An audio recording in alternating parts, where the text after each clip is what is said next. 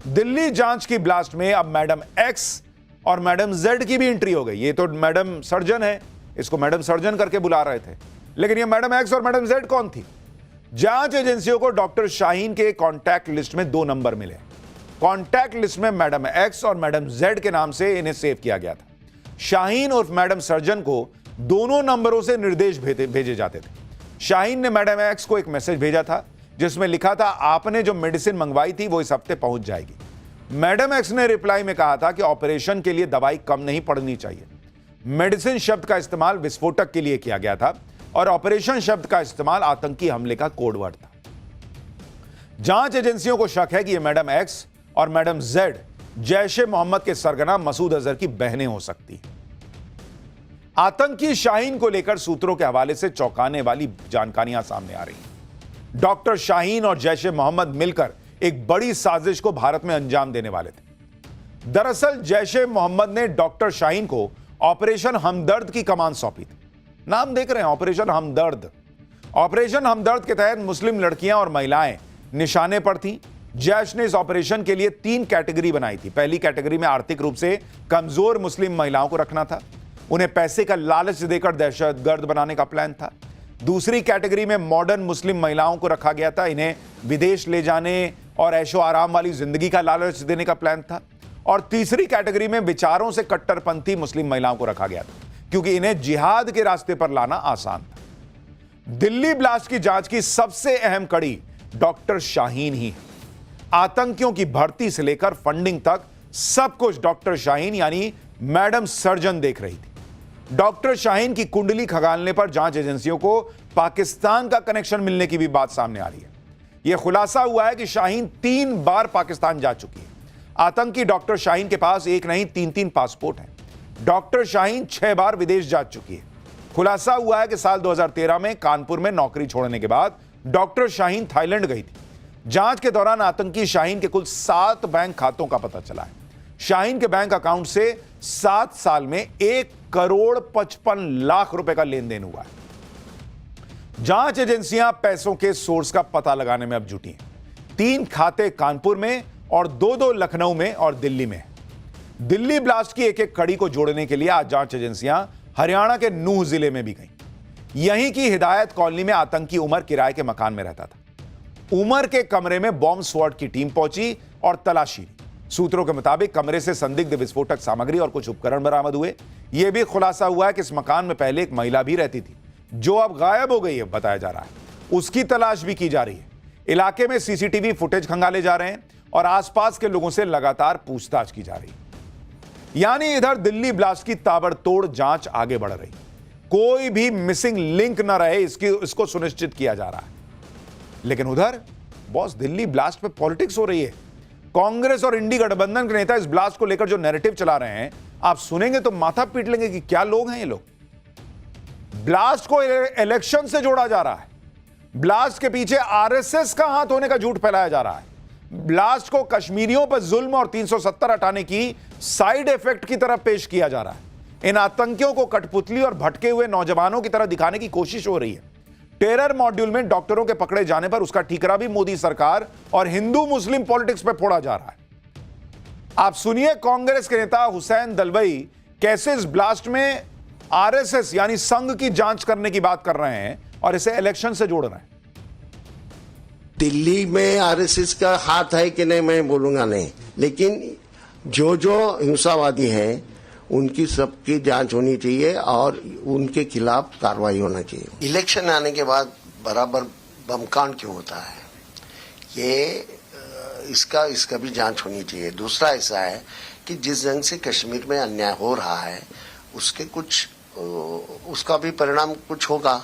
वो कुछ माने जाने वकील हैं, तो वो जो बोलते हैं कि अंदरूनी मामला भी इसमें होगा, अंदरूनी आतंकवाद होगा, तो इसकी जांच होना चाहिए। इसका मतलब ऐसा है कि आरएसएस जिस ढंग से प्रचार वगैरह करती है, ऋतुम्बरा का ये आया था, उनको वो छोड़े, तो क्या सरकार आरएसएस का भी जांच करेगी?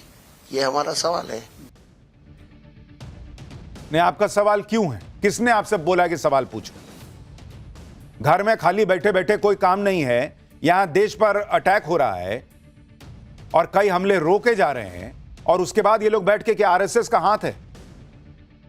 टाइम पास अंताक्षरी चल रही है कि तुमने जो है वो डॉक्टर्स, आतंकी डॉक्टर्स की टीम पकड़ ली तो आरएसएस को भी कर लो, उनकी भी जांच कर लो। मुंबई में अटैक हो जाए तो भगवा आतंकवाद की बात कर दो। ये क्या तराजू लेके घूम रहे हैं? जबरदस्ती तराजू बराबर करना है। ये क्या कांग्रेस के नेता है, मुझे समझ में नहीं आता है बॉस।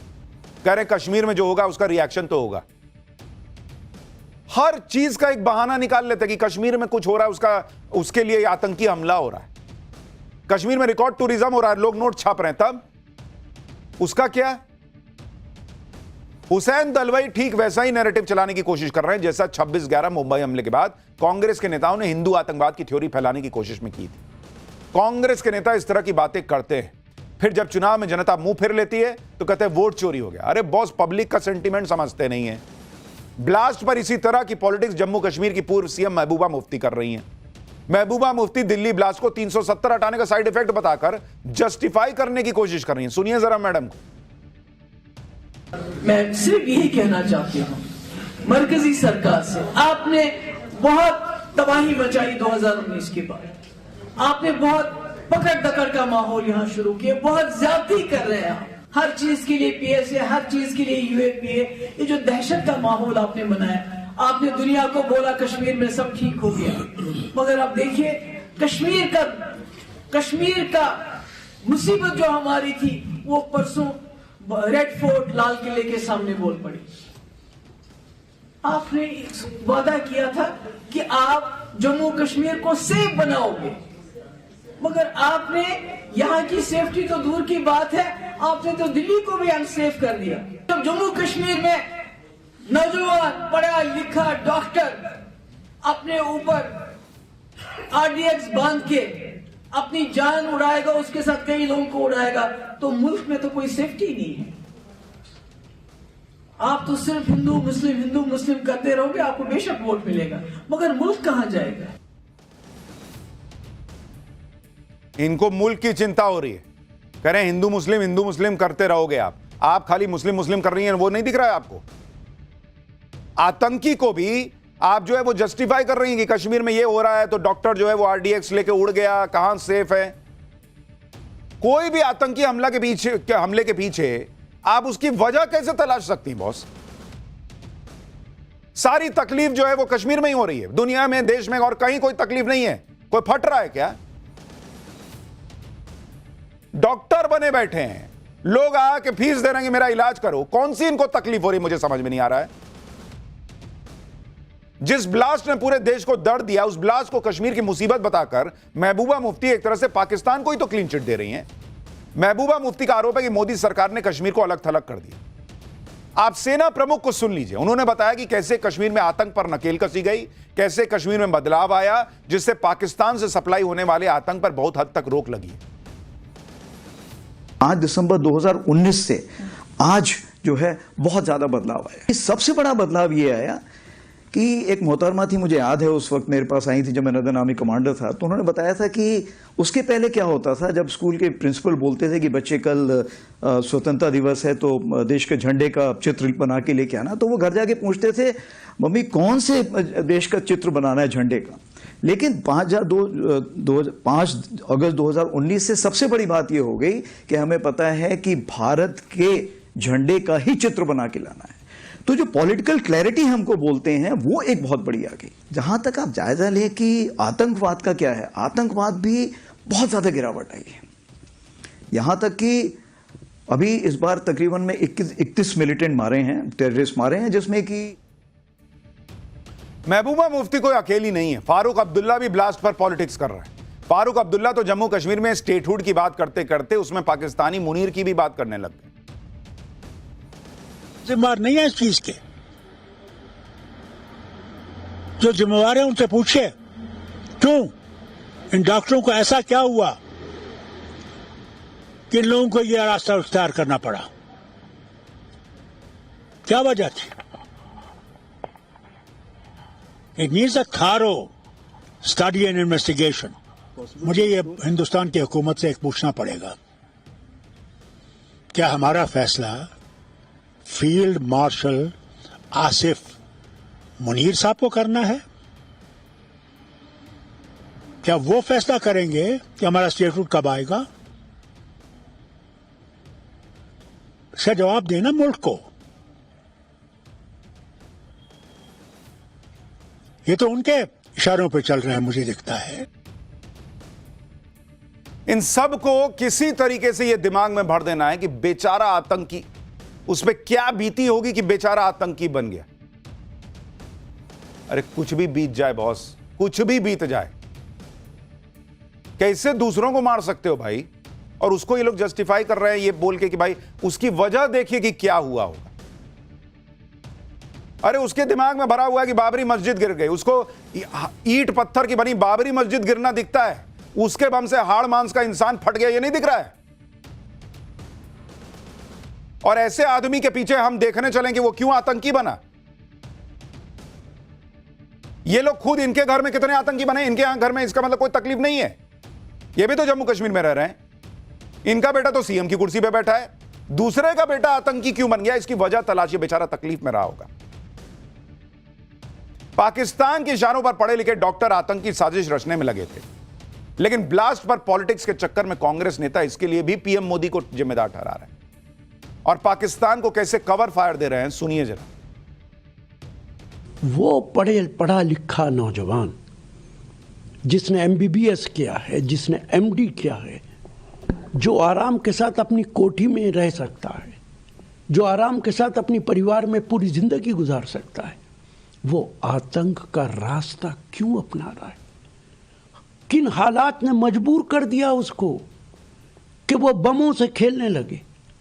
वो जानता है कि इसका नतीजा मौत है, इसके बावजूद वो मौत को गले लगा रहा है, उस आतंकी रास्ते पर जा रहा है जिससे देश का भविष्य खतरे में पड़ जाता है। मोदी साहब, ये जिम्मेदारी आपकी है कि आप ये विचार करें कि ये हालात कैसे पैदा हो गए हैं। भैया ये मोदी साहब की जिम्मेदारी नहीं है, ये जिम्मेदारी आपकी, आपके पार्टी की है, जो हर बार बैठ के यही बताने लगते हैं कि देखिए बेचारे के साथ क्या गलत हुआ, वो एक बार ढूंढिए, किसी का ढूंढिए कि इसके पिताजी को जो है वो जम्मू कश्मीर में सेना ने, किसी ने जो है वो एक लपड़ मार दिया था तो बेचारा आतंकी बन गया। ये आतंकी की वजहें, आतंकी बनने की वजहें तलाशना कम कीजिए।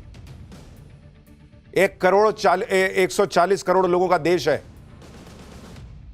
सब पूरे टाइम फुल टाइम मजे में नहीं जी रहे हैं, लेकिन लोगों ने देश के साथ खड़ा होना चुना है, अपनी तकलीफों को साइड में रखकर देश के लिए बोलना और चलना सीखा है।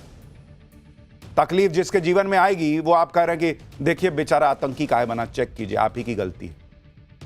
क्या बोला जाए इन लोग, इसीलिए लोग हारते हैं, उसके कहेंगे वोट चोरी हो।